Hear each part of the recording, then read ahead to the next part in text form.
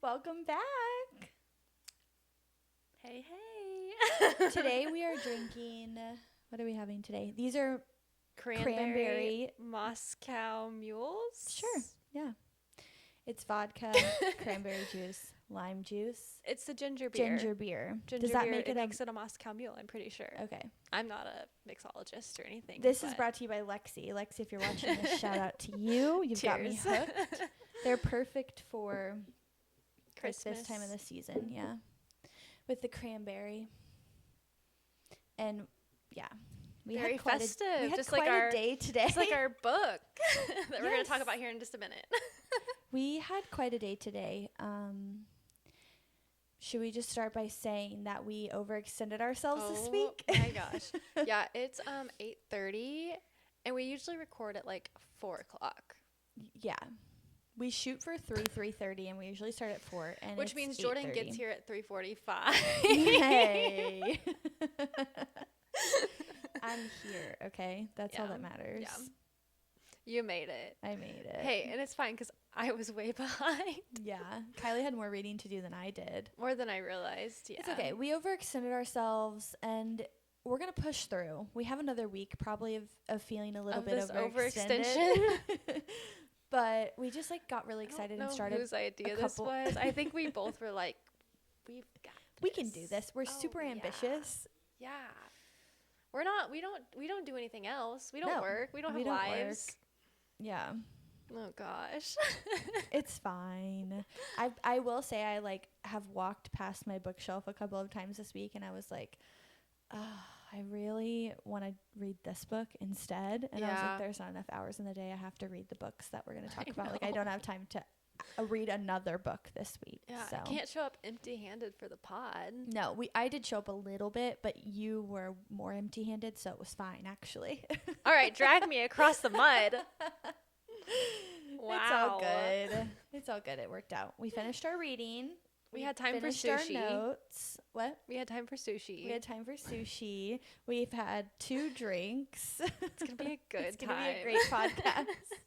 Episode 5, baby. Let's do it. Okay. Should we just... Let's jump go. in. Yeah. Let's go. Do we want to start with... Serial Killer Santa. With Santa. Yeah. Mr. Cole. Oh my gosh. They're both a little... Okay, title of the book, Serial Killer Santa by Marisa Haartz. And you know her, right? I, virtually. Okay, yeah. cool. So she's a mutual friend of one of my friends and, from college. And we've been, virtually introduced. We haven't met in person yet, but we will. Nice. So, this is her 3rd book, I believe. It was her first little novella. But she has 2 other full are they fantasy, I'm assuming? Or no, they're just romance. One's a rock star romance kind of thing, and then the other one is oh gosh. It's basically I think they snowed in a cabin together and they were they used to be they used to hate each other. Anyway. Enemies to lovers. Yep. We love it. Something we've never read before. Totally new. Okay, so Serial Killer Santa. So as the title kind of describes, you got some Christmas vibes. We got some we were trying to be festive. True crime, murder mystery vibes. And we've got 2 just equally, mutually slightly dark characters. Dark is a nice way of putting them. Disturbed? Yeah, disturbed is good. Yeah. And you start reading and I didn't think at the beginning that she was going to be disturbed. No, she's a teacher. I thought he was going to be the disturbed one, which obviously, yes, he's the disturbed one. He's the serial killer. Yeah. But apparently he has his tendencies under control because he only does it around the holidays. Yeah. He has. He does 3 a year. And they're bad people. So he's helping the world out. It's very much like Dexter vibes. Yeah, it kind of mentions that too. But she ended up being just as disturbed.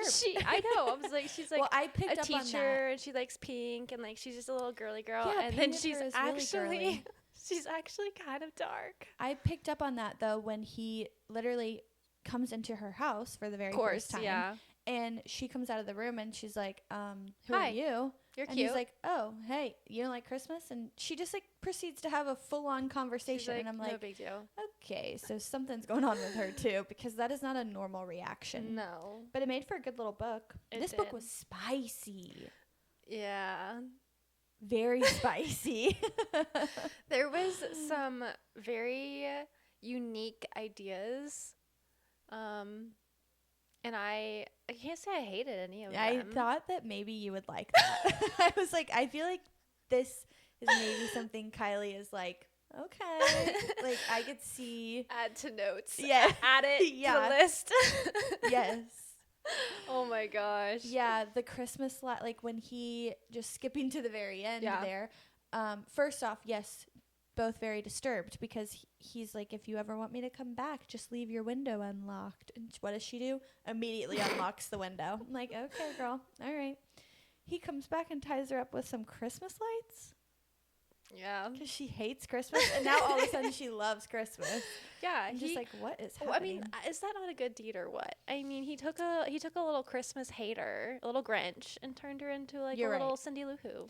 You're right. He was doing her a service in more ways than one. Showing her how she could enjoy Christmas. You're right. That was probably his whole goal. Oh yeah. He had no idea what he was walking into, and then he made it his mission to save her little Christmas spirit. I will say I didn't enjoy so much how quickly everything escalated. I haven't actually read a novella like that, so I feel like it's because that's the nature. It's not a full-length book, and I typically will read a full-length book or a 6-book series. So things don't happen as quick, and so I had to be like, it was a little bit of like a pace change up for me, so it was hard for me to wrap my head around the fact that like they just met and now they're having banter and now they're being spicy. So it was very fast paced. It was, which is good. Like sometimes you need just like a little book like that. But it's I was gonna say definitely like a true palate cleanser when it's just like get through it. I was also bothered by the human heart thing. Oh my gosh. Like the cat. Yeah, so his calling card is he cuts the heart, like he cuts open the people's chest and like takes the heart out and then puts it in a snow globe and displays and it. Puts like battery operated lights in it to make it glow. Displays it for a few. It's just the whole that didn't bother me as much as the cat eating it. It all bothered me a little bit, but you're a nurse, I'm not. That stuff freaks me out anyway. So I didn't enjoy that part, but what was there? Oh my gosh, there's one other thing I wanted to get your take on too. I almost forgot. The scalpel. Like when he like literally had a scalpel and was like cutting her leg while he was being spicy with her. Too much, I think, for me. There's like a certain level of like pain, but like that just like I was like, what is happening? Yeah. He's a serial killer. Yeah. Oh, yeah. That takes it to like a whole nother level. Yeah, that definitely. Anyway, I just was like, never read that before. Yeah, yeah. I've read some interesting. Oh, you haven't read Lights Out, have you? No, I don't think I've read a lot of spicy books. Now that that's more of like a dark one. Yeah, okay, that's what I should say. I don't think I've read a lot of dark So I have romances. Phantasma that I'm literally like currently reading that you lent to me. And I haven't finished it yet. So is it not like darky spicy? I guess it's kind of a dark romance, I guess. It's more like the romance I don't think is dark. It's like the storyline is dark. Yeah, because they're in like a haunted mansion, devil's mansion. That is what's dark about it, not necessarily the romance. From what I remember, it's been probably a year since I read that book, but I did really enjoy it. Yeah, I'm like a quarter of the way in or more. I really liked it. That was the book that I walked by my bookshelf and I was like, I really want to read the second one. Yeah, because it's just sitting on my. No, I need to finish the first one. We've just been a little busy. Anyway, all in all, it was fun. It felt holiday themed. A very cute, quick little holiday book that you should definitely read. Yeah, in like an hour and a half. I mean, if you like it spicy, 2 hours with some frosting on top. Lots of literally frosting. Okay. The other book that we read the first 18 chapters of the second book in the off-campus series. And I swear, I'm going to let you can pick the stopping point next time.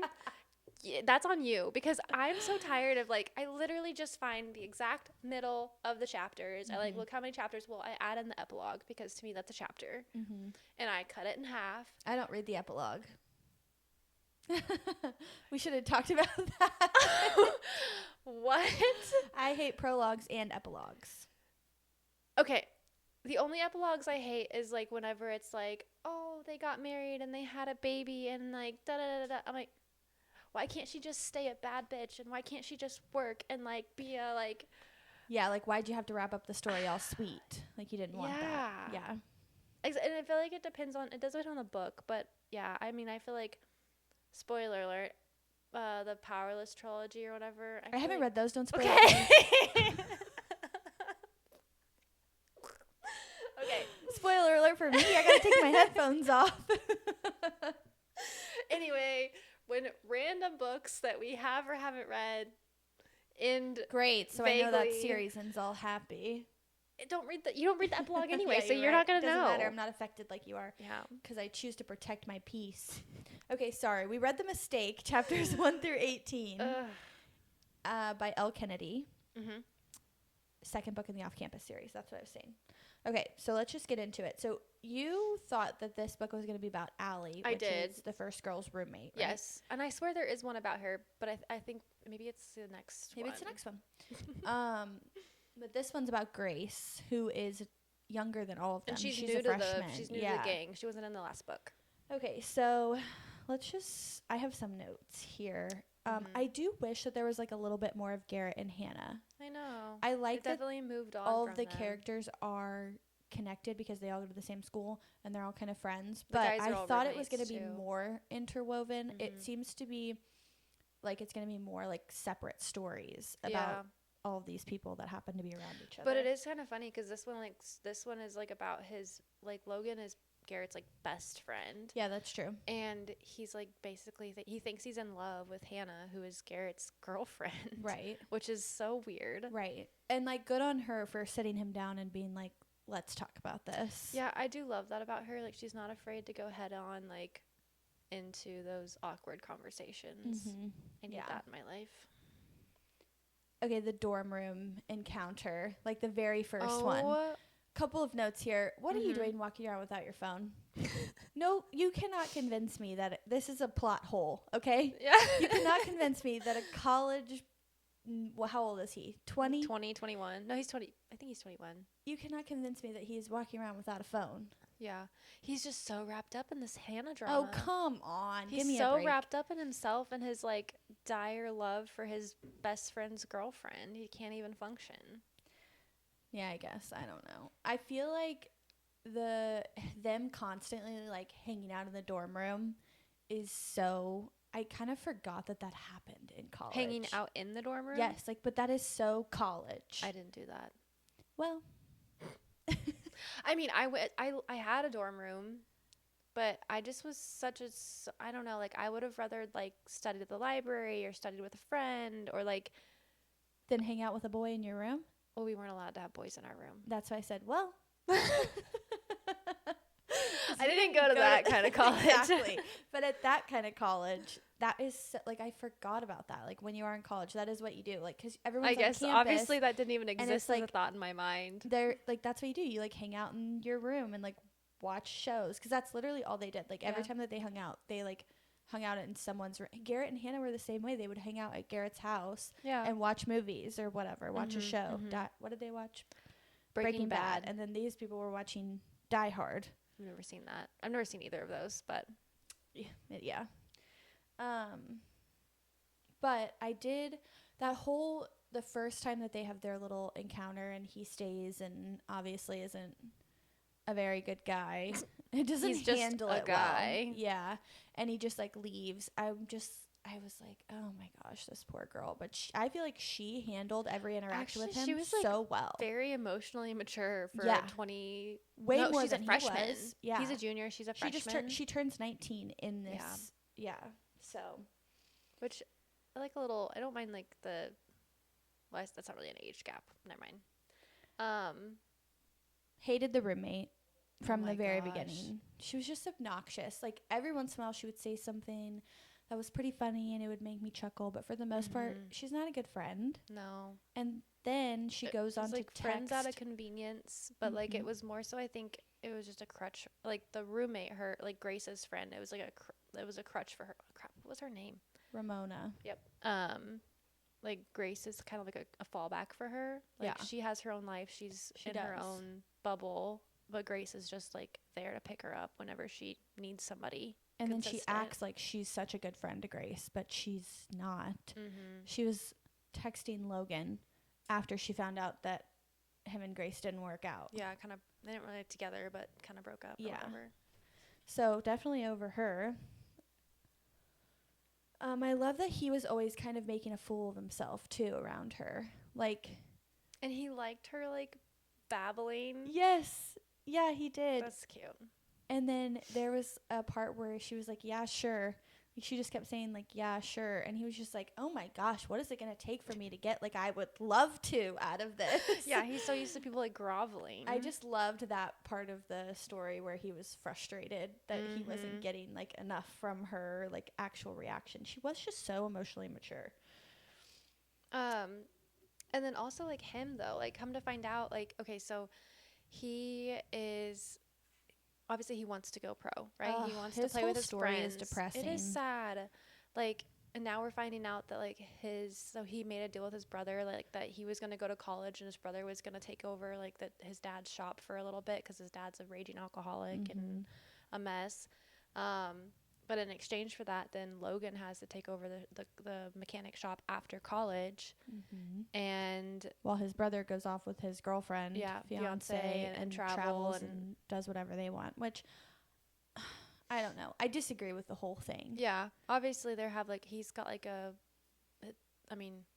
outside looking in, I feel like he has a very poor view on his options. Because he does, and so I many also more options. Am discouraged by the older brother because you're the older brother. Like, if your little brother has a chance to go pro in a sport, you should just buck up and sacrifice. Yeah, I don't think either one of them should be taking care of their dad, but Logan shouldn't have to give up his dreams. But the mom's just kind of. Is mom in the picture? Grace's mom's in Paris. They talk about her mom. Well, yeah, Grace's mom, but their mom. They talk about their mom.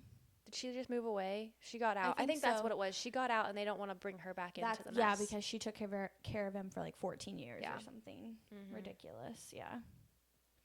All in all, I'm liking it so far. I really like. Okay, do you think you like this one better or no? Really? I like the first one better. I'm not as drawn to Grace as I was to Hannah, and also I don't really care. I liked Garrett more than I like Logan. So just as individuals, not necessarily their love story that's happening, but maybe this love story will end up being better because I do appreciate Grace's maturity and how we basically ended where he is trying to get her to go on a date. And she's not. And she's not having it. And I'm just like, yeah, girl, get it. So I'm excited to read the second half of that. I think it'll be good. Oh my gosh, wait. The closet during the movie in the theater? Yeah. I was mortified. You were mortified? I mean, like... They were in a closet. It's not like they were in... I was more mortified about them making out in the movie theater with everybody. True. I've never done that, so I don't know, like... I don't think I would do that. I don't think I've ever done that. But I'm just thinking, like, in such a public place, even though it is a closet. But that's what I'm saying. At least they're in a closet. It's one thing to go into a closet, like, whatever. Can you get in trouble for that? Is that still considered, like... I don't know. Anyway, that was like wild. Someone would just be like... It was kind of hot, but it was wild. It was. Yeah. Yeah, it was wild. It was wild because they didn't even... But also, what's the reality of you being, like, a virgin? Yeah. And being okay with that? Because... I can't say I would have been. But she has expressed that it's not because she wants to be a virgin necessarily. She's just not found the right person. Yeah, pretty much. And she knows that it's not that special, but it's also not that, I don't know. Yeah, not that deep. That's the perfect way to put it. She doesn't feel like it's that deep, but she also isn't going to not take it somewhat seriously. So She's very mature. Great. That's great. Moving into right. Brimstone, we The main covered sauce. chapters. I love that that's what you call it. We covered chapters 23 through 32. It's kind of a tongue twister. Yeah, every time I look at it, I'm like, am I dyslexic? No, we just picked some weird numbered chapters. Okay, so 23 is when they kind of find Hayden. Sorry, Carrion and Fisher find Hayden. They find out that Madra's basically blamed Kingfisher and accused him of killing Saris. And they have those silly little drawings of him. I picture them like wanted posters. Yes, like the Flynn Rider ones in Yes. Tangled. They're Yes. like, my nose isn't right. Yes, that's exactly what I saw. Yep. So just like And like weird, like gangly, like fangs. Yeah, because he said they're trying to like something make him. weird. Yeah, they're make him trying look to make him out like scary. a monster, but still enough like recognition or like enough facial like similarities that they recognize him. So whenever he first sees Hayden, he starts talking about his physical description, and it's been a while since I've heard physical descriptions for a lot of these characters because we've met them so long ago. And the way that he starts talking about it, it does not match Saris at all. Yeah, so it makes me wonder, are they even related? Because he said the blood is so thin, so I'm thinking like the smell of it was so, which he bounced that off to being like humans, like they just don't carry that same like scent as strongly as. Yeah, but still. But I think there's got to be a there's reason. something there. And they're not like, maybe they're not full siblings. Yeah, there's definitely something there, I think. But okay, so in 23, my favorite little like there's two little quotes. So first of all, Kingfisher was like immediately just like annoyed with like he just like was like he saw Hayden and he's like he's not like Saris at all, like he's weak, he's whiny, he's all these things. And I just remember like there was like all this stuff going on. He was like very timid around Kingfisher, and Kingfisher finally turns to Carrion and he's like, fix this, Carrion. Like he's like, I'm done with this. So the true enemies to lovers are Carrion and Kingfisher, actually. Wait, no, that's true. Like this section, they kind of fall in love a little bit. And it's adorable. It's been a build up for a couple of chapters, but I feel like it really kind of hit. And then it's so funny because later on when they get back around Saris, she's like, she like clocks it. Yeah. Oh, immediately. She's like waiting for the comeback, and she's like, what happened between these two? Yeah, but so that's the true enemies to lovers. I also love the quote that Carrion said, which was like, treat me like a jester, I'll be the jester. Yeah. And so like this he basically is what I've been saying. I know. I knew that was coming. Is like you made me lose my train of thought. I just can't help it when I'm right. But yes, like what you've been saying is, I feel like people put him in this role, and so then he fills the role. Yeah, he's finally like admitting to it though. Yeah, he is. He's like, I've been doing this all along. Yeah, as you've said. We knew that though. His sister, not his sister. What's her name? Carrion's sister, who died, but not his sister. Yeah, it's just his like caretaker, the last Swift woman. That was really sad to see. I did not write down her name. And I thought it was interesting how they are supposed to sit with the dead for 3 days, and it's a tradition that they do there, in like the his humans. like home. But it actually comes from the Fae, making sure that no one is turning into a vampire. Yeah. Which I don't think they're called vampires. They're called feeders. Feeders, thank you. So I thought that was interesting. And then, also Fisher and his power.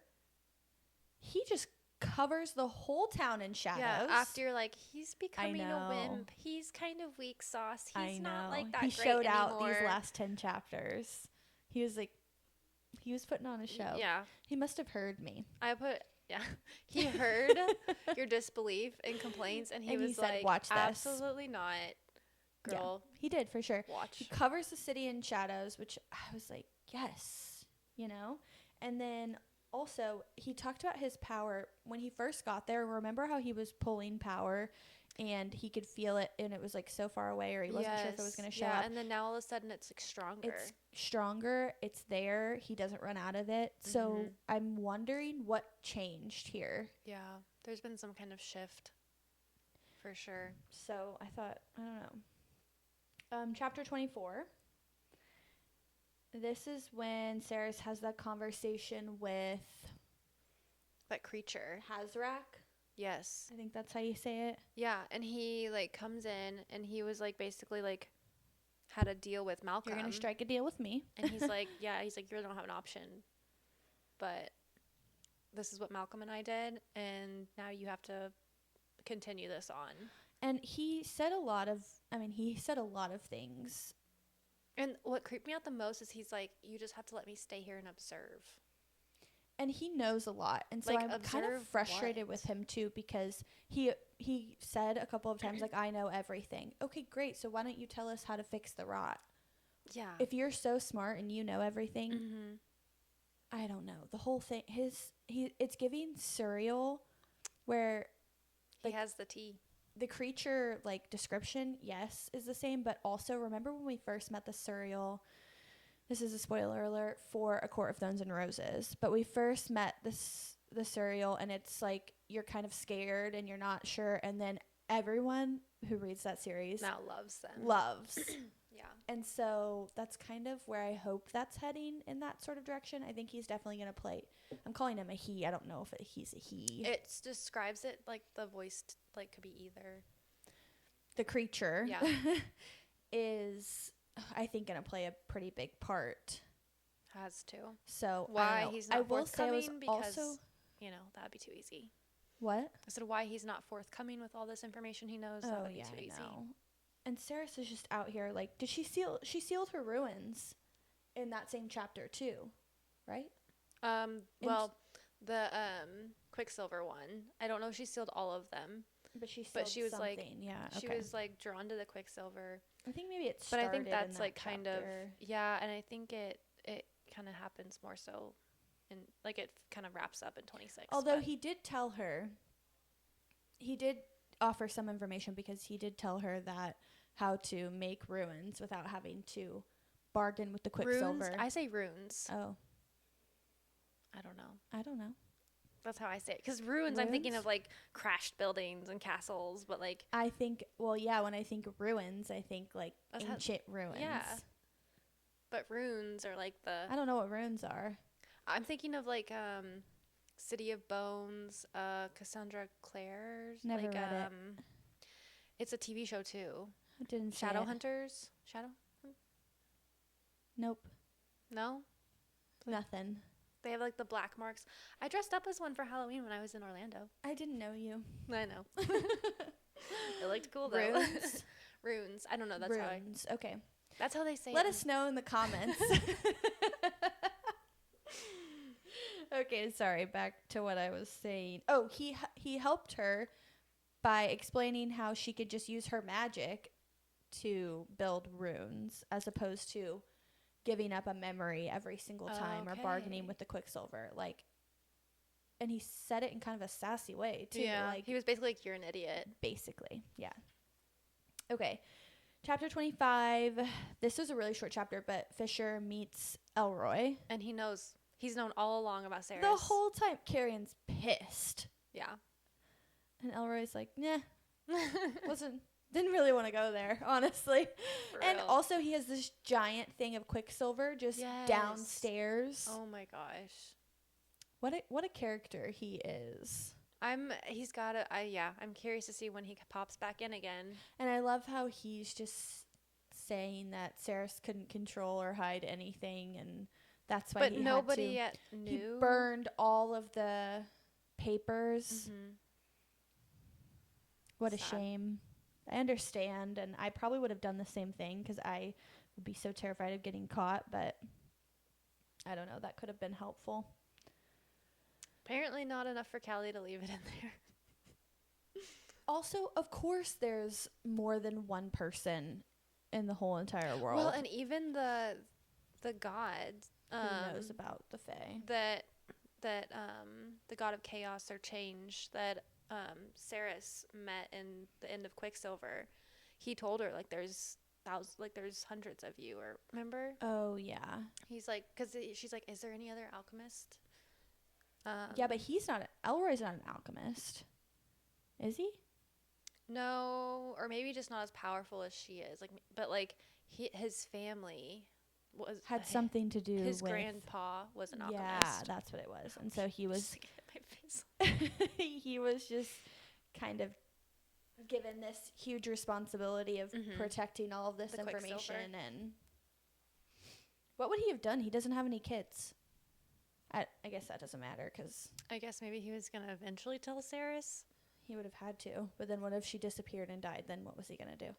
Sorry, I don't know. He did not think that through. He's too old to be planning just now.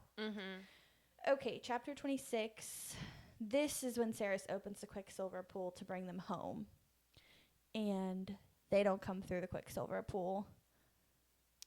Okay, but she spoke to the Quicksilver. Like, the Quicksilver spoke to her. I think this was when she truly closed off that Quicksilver rune. Yeah, you're right. I think it started in the last chapter, and then we left her about to, like, burn out. Yeah, they're flipping, like, point and of then views. We come back, and she, again, Saris just figuring it out on her own. Yeah, flying by the seat poor of her girl. pants.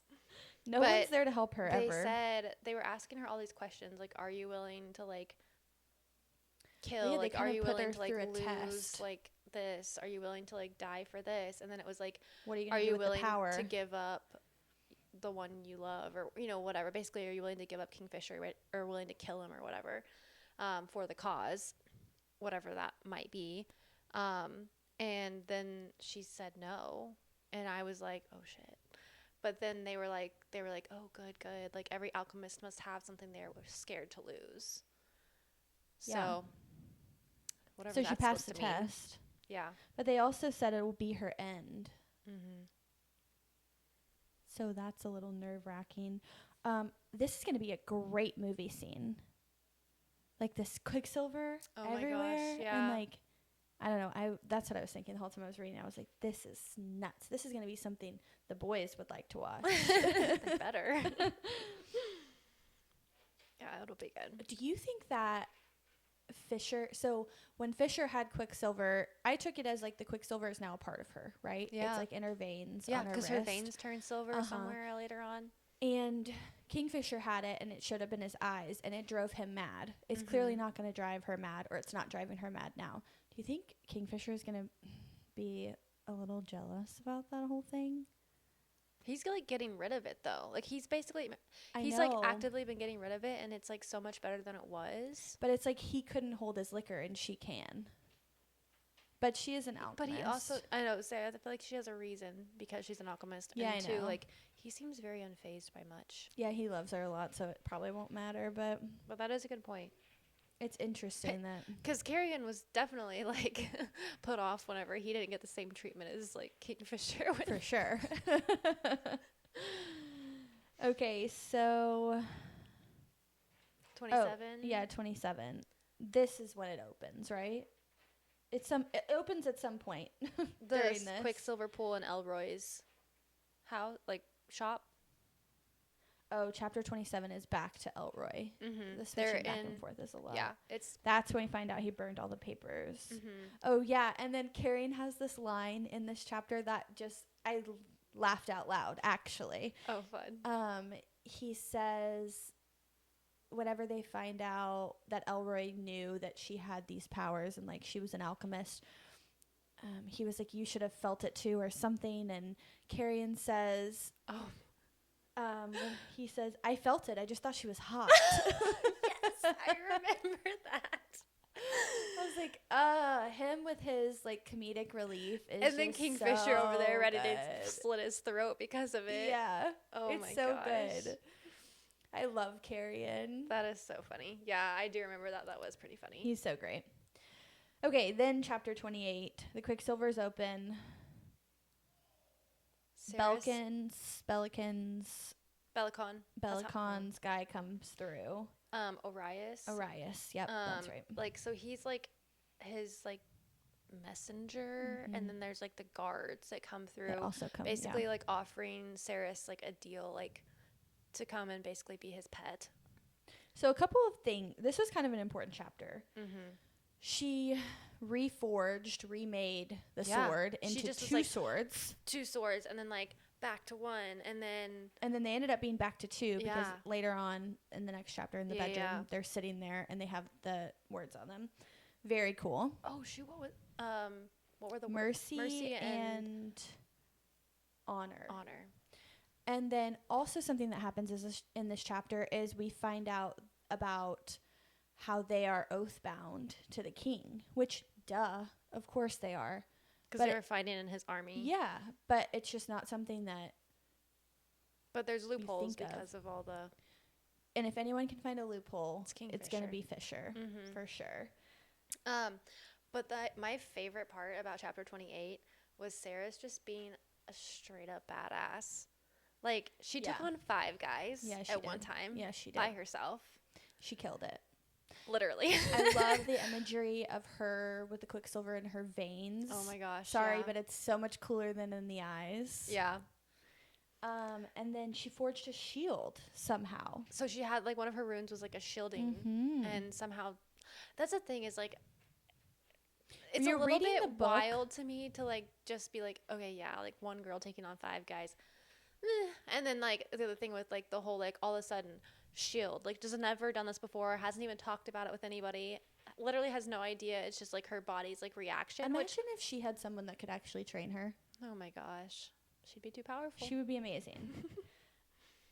I thought your favorite part was going to be where Fisher says good girl to her. Okay, yeah, did you clock that in this chapter? And he didn't say it in like no, he just said it in like in front of people and like. Yeah, but he didn't mean it in like a sexual way either. He just said it. No, yeah, you know, it means more. Yeah, I know. I was like, oh, I bet Kylie liked that line. Yeah, no, I definitely caught that. That was a good chapter. It was. 29. Hayden is resting. Oh, yeah. During that whole entire chapter of 28, I'm like, anybody cared to let me know where Hayden's at? He was like thrown over Carrie's shoulder. They didn't even mention that. Yeah. And then at the beginning of chapter 29, we find out that he's okay. He's there. He's back asleep. He's sleeping. Yeah. Sleeping off the It's going to be a while till he wakes up.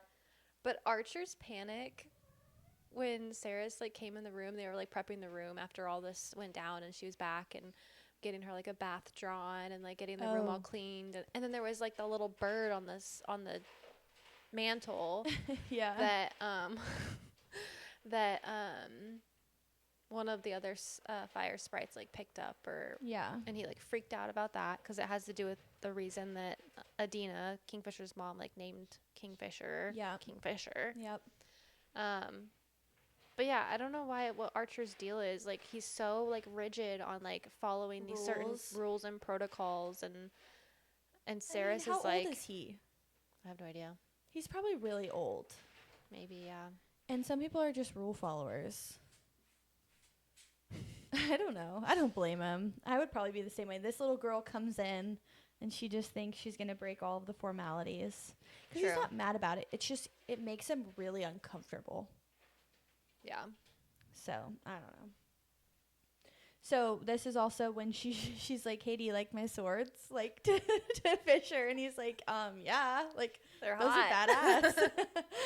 And then she's like, yeah, there's writing on them, but I don't know what it says. And he's like, oh, yeah, that says mercy and honor. I'm like, this is such a normal conversation about non-normal things that they're having.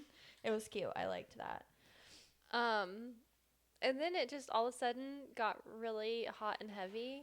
Mm-hmm. I love the part where this was such a like, I just feel like this was such a, like the way that she wrote this, it was like, our bodies formed a bridge to heaven and both of us ascended. It was That's like a classy way of writing it. It's like, okay.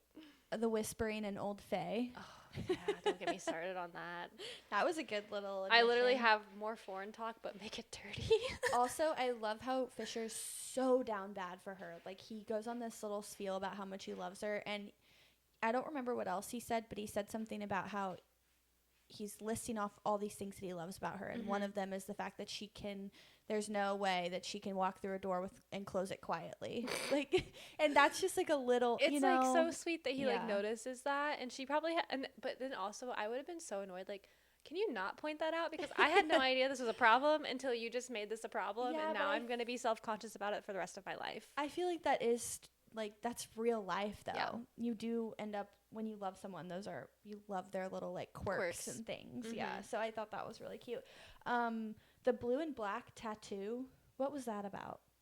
No, I noted, like, more tattoos, because she had, like, one of hers went onto him. He didn't clock that. So he didn't see it, because at the very end of the book, she's like, I'm going to let him find out the way I found out about mine. Yeah, I do remember reading that. So she didn't say one word about it. Fisher's ticklish. Oh my gosh. Yes. He's like, because he silly couldn't characteristic answer. He for couldn't him. answer. He can't, because he can't lie. He can't lie, so he just chose to, like, evade the question altogether. So cute. Anyway. Okay, so moving on to chapter 30. This is when Lane has her seizure episode. Like, yes, having an absolute fit of terror. Like, that was, like, they said, like, she was, like, arched up, like, on her heels and her it sounded really head. scary. And then they were putting leather in her mouth, trying to keep them from, like, biting her own tongue out of her mouth. Like, yeah. And she kept screaming and, like, and saying there was, all like, these a things. figure in her eye. What was that about? How creepy is that? Yeah, there's something. And then, like, Taylena and Sarah's both, they said they felt like she was, like, being pressed down into, like, the depths of hell. Like, she just had, like, something, like, I don't know. And then, like, the main thing that I think was the big thing is, like, she kept saying, like, the gate is open. It cannot be closed. The gate is open. Yeah, the gate is open. What gate? Do you know? No. I don't know if it has to do with, like, the rot, like, that's spreading. Yeah. Or those, like, really crazy creatures that, like, couldn't be killed. And then, like, basically, like, their bodies started causing this rot as it, like, seeped into the ground. Yeah, this is going to be a reread for me at some point. There's so much different, like, there's so many different moving parts. It's hard to, I can't even guess what that means because there's so many things it could mean. Also, she's been down because of her being turned into, like, a vampire, right? Yeah. So after her being, what was it? Not enslaved, but, like, she was, like, basically Malcolm's, like, little pet thing. Yeah. Because he bit her. Mm-hmm. Okay. So she's just literally been down this, because they've been trying almost this whole book. What was the word for it? I don't remember. There was a word for it. It's only on the tip of my tongue. But anyway, so she was basically, like, had his venom in her and would either have to turn or, like, die, essentially. And so then they had to, like, get her venom, like, out. I do remember that. I just can't believe that she hasn't recovered from all of that yet. Yeah. Seems like it's been a really long time. I noted something about when Saris was talking about the connection, because Carrion was just being his silly little Carrion self and asking her all these questions, like, wait, you feel a connection with Tal? Oh, like, yeah. And she said, Fisher's a deep well, calm and peaceful. Tal feels like a leash. Like, ooh. Yeah, I don't think she likes the feeling of clearly she doesn't. Connected to Taladeus as much. Oh my gosh, we forgot. Carrion and Danya were definitely together, right? Did you clock that at the beginning of this chapter? So Lane is seizing, and they're all in there, and Saris and Fisher come in, like, after, like, I think they're one of the last people to arrive, and there's this little moment that happens at the beginning where Fisher's trying to figure out what's going on. Yes. And Carrion is like, I was minding my own business, and then I heard screaming, and I came in here. And then Danya pipes up and says something, and he's like, well, what were you doing here? And she says, I was also minding my own business. Wait, I did not. You didn't clock that? They had a look. Like, it made a comment, like, that they exchanged, like, a look. I'm pretty, like, they both said the exact same thing. Yeah, I did not catch that. You should go back and reread it, because I was like, what? So I think that's what that means, that they were maybe having a moment. Sneaky. Okay, and then this is also, there was a big throwdown with Saris versus Zovina. Yes. Which was, like, which she's the one that Tal loved. Supposedly she that was also just sleeping thrown with in Malcolm. so nonchalant. Yeah, and then Saris is like, are you sleeping with Daddy? Because he was like, yeah, she got her good. Saris is really becoming a great like powerful character. Because She's really coming into Malcolm her was own. supposedly her maker, and Talladeus came back for her. Which makes sense why he went to Malcolm. But apparently, like, but she Zovina seems or whoever- nasty. yeah. How could he love her? I don't know. So there's What gotta happened? be some we kind need of a like backstory. yeah, there's gotta be some kind of power trip. And why or aren't they something. together now? I don't know. Talladeus And has. she was a fae turned vampire. I don't know. Yeah, that still has some unpacking to do. Yeah, it does. I love the way that she just like commanded her to do all of these things and she couldn't do anything about it. And then Carrion's right there like backing her up like, "Oh, what's wrong with your face?" Like He is. he's like my favorite. he's like being like I don't even know what to call that. At least we know if we were ever thrown into a fantasy romance situation, I think we would both be okay. Like because we pick different people. We won't be fighting so over we the could same actually guy. go in together. Actually, wait, I love this for us. Okay, my last note for chapter 30 is WTF is Tal involved in? Because it ends with him just like walking out butt-ass naked with blood all over him. I'm like... And it's just like there, like for everyone. I'm like starting to get like between this one and the Santa book and men just like doing whatever they want, just completely undressed. I'm like kind of getting a little bit like, okay, put some clothes on, please. Yeah, it was a lot. But it did bring a whole new essence of Tal. Knowing that he loved that girl and then seeing this, I don't know. It's just his character is developed because he was right this there. like sad, lonely, tortured, Which I think he still like must. He little still has poet to or something. be. And now he's definitely not like I'm not catching those vibes anymore. Is he more a life of a showgirl now? Maybe he's in his life of a showgirl era. Oh, that's Okay, funny. chapter 31. Fisher is led by the cat. Oh, whoa. Huh? We're skipping. You're skipping the part where he's humming a lullaby to Onyx as he carries him to Ceres's bedroom. He is. Yeah, that was sweet. You didn't love that? Yeah, I guess it was I did. so, like, it was so cute. Yeah, Can the you fox just has really imagine grown this on him. giant 6 foot whatever I know. I've got to burly, figure out how to like, get that image of the cover man art out carrying of my this head. cute little tiny fox, scratching his little head and humming him a lullaby. He loves that little fox. So cute. Anyway. Okay, can we And move then on Onyx now? gave him a pine cone as a thank you gift. Yeah, he did. That was cute. Which also I'm like, is there something with the pine cone? What's with the pine cone? It's like everything with the fox. Wait, he just Yeah. licked his paw. What does it mean? Yeah, but yes, no, this like black cat came from like Fisher's Grew. shadows. Yes, but it like came out of, it was weird because at first I didn't realize, It didn't seem real. but it came because it said that Fisher's shadows, it just like came from his shadows. Yeah, He said he's that's used why to it things didn't like, seem real. he said he's used to things like that happening. It's- I was like, okay, yeah, no big deal. I'm glad you weren't freaked out about that. I would have been like shitting myself probably. These cats are so mysterious. But then it led him to Foley.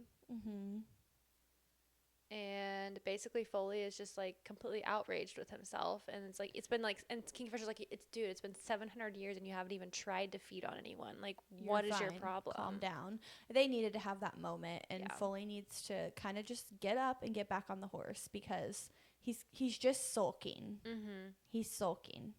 Yeah, And he's at stuck some in this point- like melancholy of like, this has been done to me, I can't do anything about it. But really it's like, no, you can like, you are like in charge of yourself. Like, you could, you know, Well, you've chosen to live because you're Yeah. feeding off animals. So live. Otherwise, die. and also it's like, okay, yeah, you're this now and it's not what you want to be, but that doesn't mean you couldn't still do some good with it. He's a Cullen. He is. That's what I thought of when he said he was eating off animals. Yeah. I'm like, oh my gosh. He's an Edward. He's a Cullen. Fully Cullen. I don't like, okay, that as a nurse has a whole other, Oh. can't do that. Cullen. Yeah. Not Well, colon. but in like Foley's, you know, people like. I don't know what that that's is. a nursing thing. I don't want to know, I think, by the look on your face. Okay, a little star note here. We need a count on how many times I've had to read the words solar plexus. Is anybody else tracking I guess that? I didn't. There's got to be somebody tracking this because I swear I we don't read even it remember 20 times. in this chapter alone. In this book. Oh, what are they talking I've about? never read the words solar plexus before. Apparently, I'm And not it's reading just that like word. solar plexus, solar plexus, solar plexus. Are you In serious? what context? I'm going to start counting. I wonder if ChatGPT could tell me Probably. how many times it's mentioned in Brimstone. What is it? Like, wait. In what context? Yeah. Just like regular context. It'd be like saying something about the runes on her arm, but it's specifically solar plexus constantly. I'm going to have to I'm find going to get this. you a count. I'm just going to have to find this in general. No, I'm going to get you a count for next episode. Okay. How many times we read it, because you're going to be floored. Okay. It's at least, I mean, the word's 20 is familiar to me, exaggerating, but I but just am not. I'm thinking guess. we're pushing over 5, maybe 10. Okay. Okay, sorry. Also, last little thing, Kingfisher gives Joshin, the little scorpion in the box, to Foley. To Foley. For safekeeping. safekeeping. Oh, man. All right, 32, last one. This has been a heavy, like, I mean, we're getting into the There was meat. a lot, yeah. Like, this is no longer the main sauce. This is the main meal. It Like, is. we're getting It into is. the meat There's of no it. more sauce. Carrion flirting with Taladeus. Just checking out his ass as he turns around. He has no shame. And then Tal's like, check it out. I don't care. He's like, if I cared, I would have put clothes on. The title, what was the title of this chapter? Something about leaning. Because that was the whole Oh my lore of gosh, this. because Carrion was like, you know, the floor. I've leaned the a lot of different directions. the floor tilts every once in a while. Eventually Yes. you lean a bit, you know, one way or another. Yes. He's giving Roderick vibes. Like from Fourth Wing. Fourth Wing. Yeah. Mm-hmm. Very fluid in things. With like his joking and his... Anyway. Yeah. Loved that whole little leaning thing. 7 girls... 7 females, I mean. And Taladeus tells Carrion, he's like, you probably couldn't hang. Sorry. And Carrion was like, yeah, maybe you're right. I don't even, like, my brain just, like, can't even fathom what that is all supposed to entail. So, like. Well, it was a blood trade, right? So there's more to it. True. And I guess, obviously, Carrion, can he? He's Fae, so he's I a guess. Fae, but he's not a vampire. He's not a vampire, so But Kingfisher's not a vampire, and he can dose Ceres. Can he dose anybody, though? I would think so. It's just not a common practice. Okay. So maybe Carrion... Maybe he can, but clearly he never has. True. Okay. Anyway. The ball. There's going to be a ball. Yes. I'm excited. Me too. This I love is what a ball. we need. I love a ball because I feel like there's usually a fight or there's usually like a...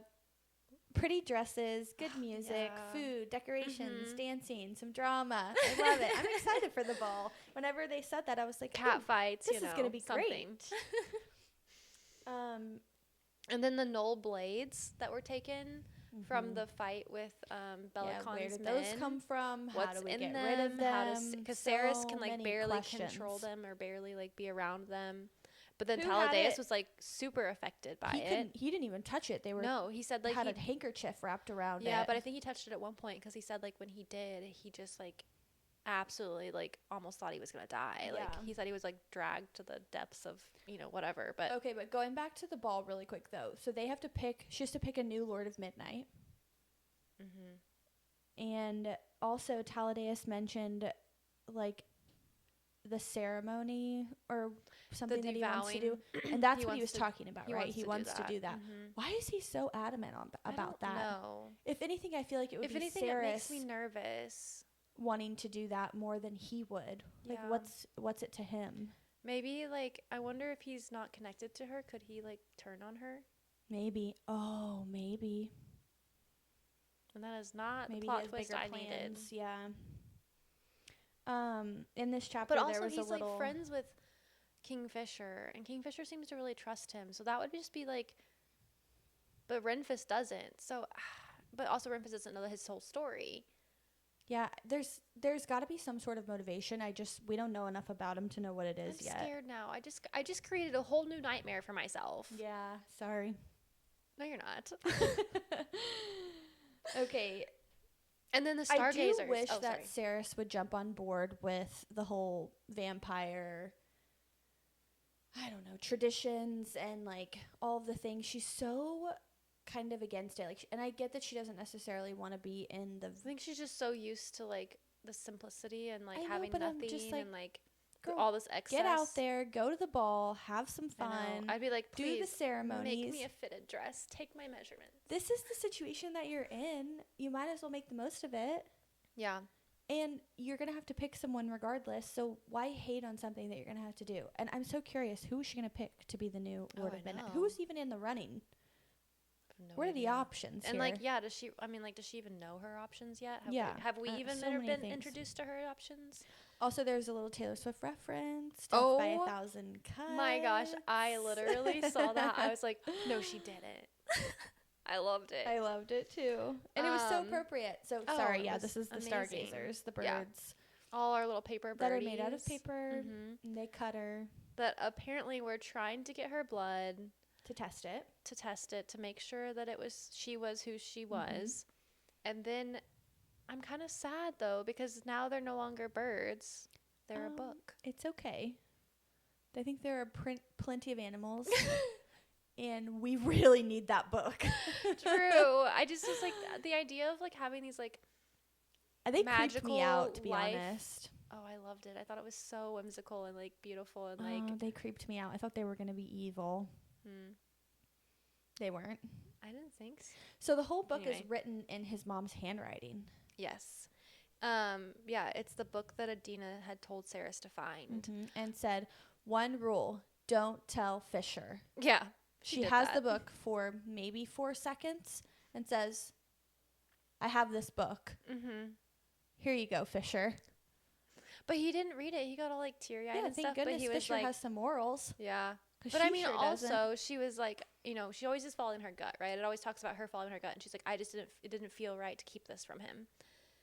I don't know. But obviously, if his mom's an oracle. She's a freaking oracle. So yeah, it was from his mom. It wasn't from Taladeus. Yeah, if she said not to, then I feel like there was a reason behind that. Also, the thing that immediately bugged me as soon as all these birds fell into their book form is the one bird that she carried off in her pocket at one point in time is the missing page. Too. Yeah, I think that's definitely going to be a problem. I know. I'm like, girl, you have one of the pages in a pocket somewhere. Maybe it's been washed and ruined. I don't know. The fire sprites threw it in the washing machine. Yeah. Took it down to the creek and like scrubbed it out. You know it's going to be the most important page in the book. Yeah. Naturally. So yeah, that was like immediately I was like, oh my gosh, you're missing a page. Like how devastating. That was a good place to end the reading for the week. Now we're going to get into the actual book, which I'm so curious. I want to know more about Fisher's mom. Hopefully we learn more through this book. I know. There's got to be... There's so many things that need wrapped up right now. There's so many... And we know it's not the last book. The more that I read, the more questions I have. Yeah, and we know it's not even the last book, so I'm like, how much of this is even going to get wrapped up? Yeah, probably none of it. We're probably just going to get a lot more... Sorry, I'm such a downer today. Like Kylie's getting emotional. All right, I'm gonna try to be more positive for Kylie's sake here. That pretty much wraps up Brimstone, where we're at right now. Yeah. Oh, that was a lot. Yeah, that felt heavy. It was. Like, all good things, though. Like, I'm enjoying it. That's what I mean by that. Oh, for sure. No, there's like, I love how much. Sorry about the hiccups. Oh, you're okay. I love how much thought just. I don't know, because it's like one thing, it's like it's fun to read like a mindless book, but it's also really nice to read something that like is so plot heavy. Yeah. That forces you to think, and then also like I love when I'm like, oh, I caught that. Yes. I'm like, oh, so good. It's fun to try to figure things out. It's fun when a story is open enough to where you can kind of play around and come up with different ideas and different predictions. So. Yeah. I'm liking it a lot. I'm actually liking this book more than I liked Quicksilver, I think. Oh, really? That's how I feel about it right now. We'll see how it ends, but oh gosh. Yeah, that could change a lot for me. Yeah. Okay. All right. So let's just move right along. For State Your Case this week, we're not going to do necessarily a traditional State Your Case. We're going to go through kind of Brimstone characters and give some updated thoughts. Yeah. Just because so much has happened. There's so much going on. Yeah. And feelings have changed for me. Oh. Kind of. Yeah, they have. They're always changing, though. Okay, let's just start with Saris. She is becoming quite the strong female character. Yes. I'm loving her more and more. I always did like her, but she was always sassy, which we love. I mean, I love. Yeah.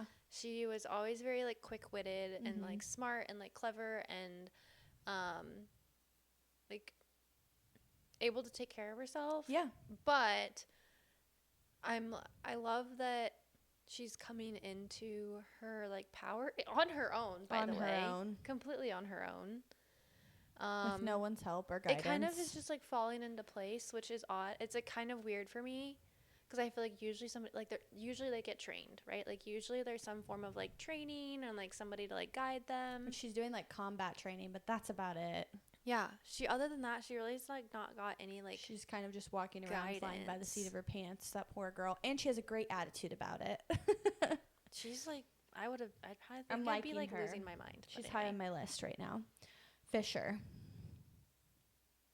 I mean, you have been steadfast in your feelings for Fisher. I have no qualms. There has been no hesitation. I will say there was a minute there where I thought he was getting a little soft for my liking. Oh. But then that power display that we saw this week, I'm resolved fine again. Your issues. Yeah, I will say last time I was kind of dogging on him a little bit, but he's growing back on me.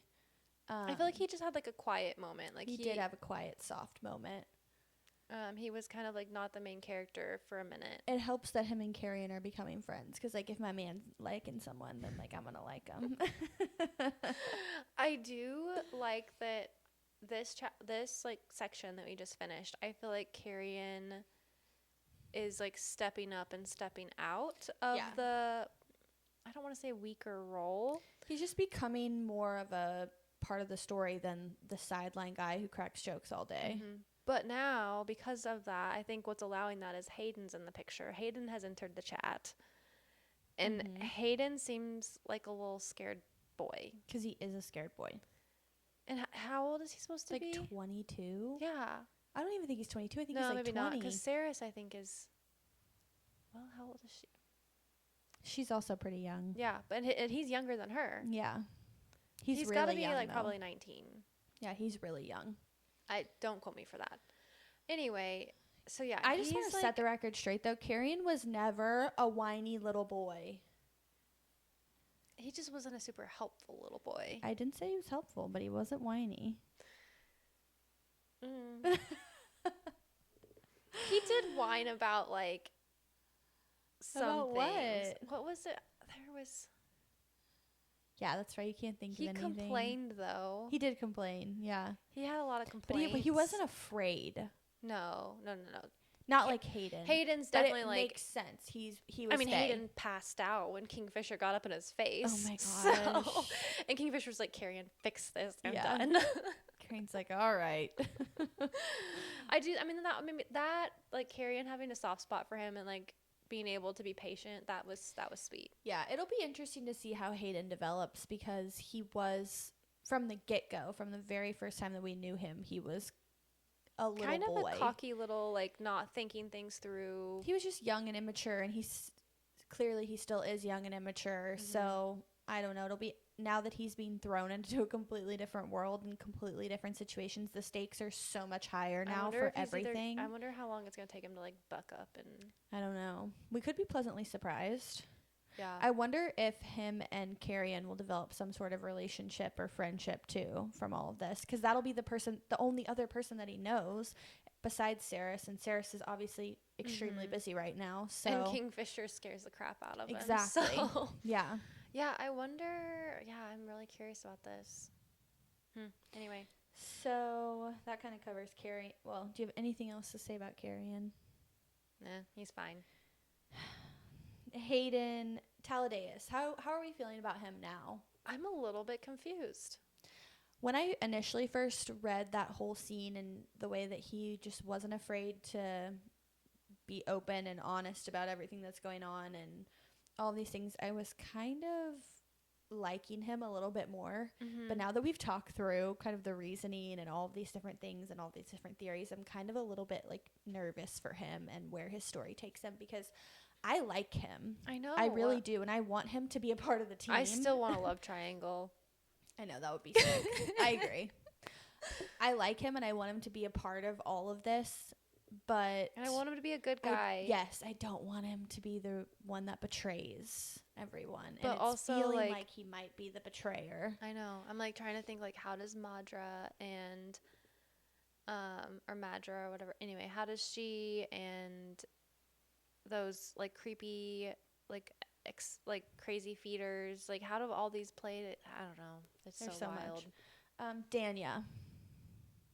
I need need a couple more of moments. Her. I want more of her. I do too. I didn't like her in the first book, but and Carrion, I need more information. Yeah, I would love to see that develop a little bit more. So yeah, that was pretty much everyone that was kind of covered in that. Yeah, because Everlane is still out for the count. Renfus was nowhere to be seen. I am liking. Is it? Oh crap! What's his name? What's the other? Lawrence. Yeah, he's growing on me. Yeah, I don't know. I feel indifferent about him. He kind of doesn't do anything right now. I think he's a good guy. I just don't know. Well, to me, like Renfus is kind of like, because he's like hating on Talladais, which maybe there's some merit there. Yeah. And then Loreth is like. He was like, there's like some banter and like he's very loyal to Saris. Yeah. He's growing on me. Yeah, he is. Yeah. He's growing on me a lot. He's a good side character. He's probably going to be the one that dies. Okay, sorry. I said I was going to be more positive. Just it's getting too late to bring Kylie. It's 9:45. Kylie needs some positivity. Okay, let's move on from Brimstone. Not a lot of bookish news this week, but I saw something that I didn't realize had happened, so I'm going to bring it up. A Court of Thorns and Roses. There was supposed to be like a TV series. Yeah, there's supposed to have been that for a long time. No, it was canceled back in February. Yeah. I never saw that, and I saw that for the first time this week, and I was like crushed. You have never seen that? I didn't see that it was canceled. Wow. I just thought it was taking a long time. Yeah, no, I feel like it's been canceled longer than that. No, it was February of 2025. I experienced some heartbreak this week that everybody else experienced 10 months ago. Oops. Welcome aboard that train. Yep. But then there was like also rumors of her like meeting with Margaret Robbie after this, like. Oh yeah, it was canceled at like what, Hulu or something? Is that who she was making it with? So she has the rights back, so somebody else could pick it up. It needs to be HBO, not Amazon. That's a good call. Amazon maybe, but I just feel like. But doesn't Amazon have Fourth Wing? I think so. Amazon. Is MGM and Amazon the same? Yeah, Amazon MGM. They have Fourth Wing. Yeah. And Michael B. Jordan is like involved in that somehow. Yes. Yeah, I do remember seeing that. Yeah, I feel like HBO would do the best job with that. But honestly, to be completely honest, I think Throne of Glass would make a much better TV series. You can't say that because you've never finished it. And neither have you. Yeah, however, I agree though. It would make everything that I've read so far. Series. We pretty much finished A Court of Thorns and Roses. Obviously, she's still making those books. Yeah, and how many books is going to be in that series? I don't know, because there was like that whole question on the notebook that 6 through 8. I feel like it was just 6. Some people think it was 6 Arrow, and some people said it was 6 through 8. I read it as 6 through 8, and then there was something that I saw later on that seemed like it confirmed that. But not to say I was right or anything. I don't know. Nobody really knows. That would be great. I would love to see a writer out here just getting some stuff done. I try not to hate on them too much. It's just like, how do you do this? I mean, I can't say anything. I've like wanted to start so many different projects, and yeah, I get it. Okay. And then, but we're Thursday. We're gonna go see the house. Yeah. So upcoming this week, we're gonna cover The Housemaid. And we're going to go see the movie on Thursday when it comes out. So we'll be talking about that next week on next week's episode. Yep. So if you guys want to stay with us, then read the book, watch the movie. We'll probably talk about both and discuss. Are you excited, nervous for the movie? You've read the book. I haven't read the book yet. I've read the book. I really liked the book. I love the cast. So I feel really positive about it. I don't think it's going to be a letdown. I'm also have watched the trailer. I think it looks great. I haven't. I know the story's good. I've seen like a partial trailer or something. I love how we asked the guys if they wanted to go see it, and they're like, "Well, let's watch the trailer." And then I was like, "It's the one with Sydney Sweeney." They're like, "Oh, okay, yeah." They were like, Should have "That led sounds with that. great. We'll buy the tickets." Actually, should have led with, "Hey, do you want to go watch a movie with Sydney Sweeney?" Yeah, they'd love to. But honestly, I love Amanda Seyfried too. Oh yes, she's my great. favorite. No, I love her because I love Mamma Mia. I'm watching a show with her, and she's like a cop in it. What show is that? I don't know. I just randomly found it. I'll look it up and text it to you or something. But Interesting. I'm really liking it. Yeah, no, I love her in Mamma Mia so much. I also just love Mamma Mia. And I mean, I'm right there with the guys. Sydney Sweeney's pretty great.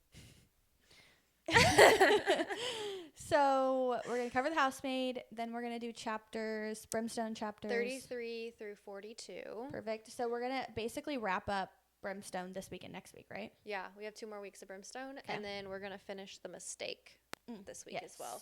Okay. Because once again, we're a little overextended, but that's we're okay. overzealous. At least that means that The Housemaid will have to be done before Thursday. Thank you for reminding. So thank you for that. Yeah, I'll make that happen. You will. It's a short, fun read. It's a thriller, and thrillers you can't really put down after a while. Sometimes I need a break. Oh, I don't. And sometimes once it gets to be a certain time at night, I'm like, Thrillers keep me up at night. That's when I stay up till like 3 a.m. Do you have dreams? Yes. Like almost every night. Oh, really? Yeah, for sure. Okay, are they like in like full picture color? Yeah. I've never thought about that before, but yeah, they definitely are. Okay. Do you have a reason for this questioning? It was a question that popped up in my week. Do you have dreams? Yeah. Are they in color? Uh-huh. I think that just means that we're really intelligent people and our brains are so smart that they can. Well, okay, so this was what like so like my how else would you dream, in black and white? No. Supposedly. I've never done it, but supposedly. It's like watching an old film. Okay, but when you read, do you see a movie in your head? Oh, yeah. And do you hear your voice in your head? Yeah. Yeah, me too. But apparently Tyler does not. We had that discussion like last week or the week before. And like, do you sometimes put yourself as like the character? Oh, every time. Yeah. I am Saris. It's like Saris is it's me. It's so funny because it's like I know that like her description is not I, but yet I can be her. It doesn't matter what color hair she has. She has black hair. Yeah. I'm Dania over here, She's but I want my 5'6". hair. I'm not saying that because I'm keeping my hair. No, for sure. I also think that that's probably why we love reading so much, because I think that the people who love reading are the people who read like that. But you know, Alex Astor, who wrote Sky. Look, have you heard of the characters Oro and Grimm? Skyshade? No. I don't think I have them on my. Yeah, they're on my other shelf. She has like a few books, and she can't like supposedly like she's an author, and she can't like visualize what she's writing. So how does she write? There's like that's why people like I think that's like probably the biggest hate that she gets is like people say like I don't like clearly she doesn't visualize this because like she wrote this or whatever. Interesting that she has such a love for writing when she doesn't have that experience. But her books, I mean, I've read the books. The first one it took me a minute. I didn't love it, but then the ending was really good. Like the book itself, I was kind of like, but then the ending was like, oh shit, like all this stuff happened. Made you like the book more. So then I had to read the next one. The next one was a lot better. I can't imagine how hard it is to write a book. Yeah. Yeah, I feel like if you can't visualize every single little bitty aspect, I don't know. I feel like that'd be so hard. That's so interesting. Now I'm going to ask Tyler about his dreams on the way home tonight. How did we get onto that? I don't know. Oh, yeah, we were talking about scary things and then dreaming. 'Cause Yes. that's my thing is, like, depending on what I'm reading, sometimes it affects, like, my dreams. Oh, I feel like my dreams are scary 70% of the time. I wouldn't sleep. Actually, I I'd used be to scared. sleepwalk as a kid. Not like I did that sleepwalk, too. like sleep run. Like, All right, Miss Runner. it was like a manic thing. Like, my parents had to get these like locks on the like closer to the top of the door. I remember it was like a chain, and there was one night I was like jumping as a child to like undo it because I was pretty sure that the neighbor had my mom, and I was gonna go save her. I don't know what I was gonna do. Definitely, it was in our old house, so definitely under the age of 7. Oh, Isn't that crazy? My mom came out of the room and she was like, "What is going on?" My And I was word. like, "Mom." You were just born to be in a fantasy novel. I think so. Yeah. I think those are actually called night terrors. But I don't really have. They're not as intense as that. So reading I have a really thriller embarrassing like sleepwalking story. It's really, really embarrassing. Okay. I'm not gonna tell it on Oh, here. I was like, okay, I'm sad. Okay, we'll tell it this is not offline for the pod. Sorry. But yeah, no, I did that too. But I wonder if that has a connection with like people with like vivid dreams and imaginations. Yeah, I don't know. Sleepwalk versus ones who This don't. has now become a Psychological podcast. podcast. All right, we need to wrap this up. Okay, so real quick recap what we're covering. Next week, episode 6 is going to be Brimstone, chapters 33 through 42, The Housemaid entirely, In the movie. and the movie, and the second half, the rest of the mistake, chapters 18 through the epilogue, if you choose to read the epilogue. I'll try to which read it this you time. probably should. Just Okay. saying. All right. Thank you guys so much for listening or watching. And yeah. See you next week. We'll see you next week. Bye. Bye.